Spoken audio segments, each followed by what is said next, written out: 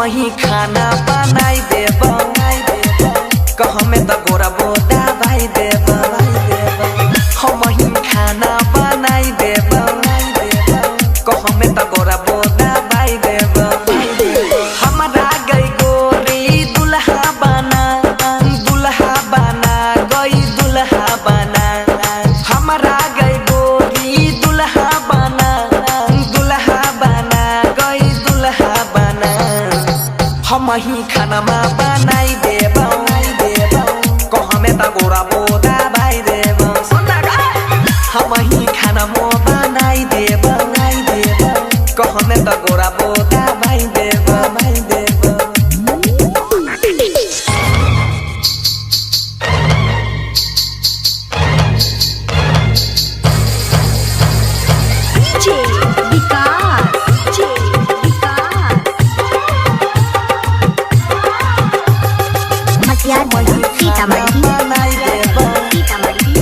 कहमे त गोरा बोदा भाई देब कहमे त गोरा बोदा भाई देब हमरा सन कनै मिलतौ गे दुल्हा दिबिया बार के गोरी खोई जाले दिबिया बार के गोरी खोई जाले हगे हमरा जैसन तोरा मिलतौ ना दुल्हा दिबिया बार के गोरी खोई जाले कपड़ा लाता सब धोई देब रतिया में गई से जो सजैबो आबे ना हमारो जियारा जुरा गई जियारा जुरा हम ही खाना बनाई देब कहमे त गोरा बोदा भाई देब रोज रोज खाना बनाई देब सुतला में गोरा बोदा भाई देब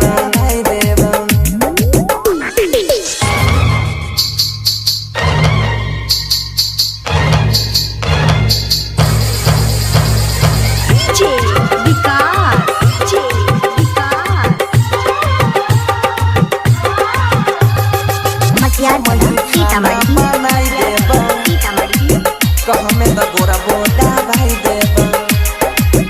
कहमे त गोरा बोदा भाई देब अगे कोनो चीज के तोरा कमी नहीं होइता बापू हमर अमीर गे बापू हमर अमीर गे अगे कोनो चीज के तोरा कमी नहीं होइता बापू छै हमर अमीर गे कहे छो बनसी सुन के गोरी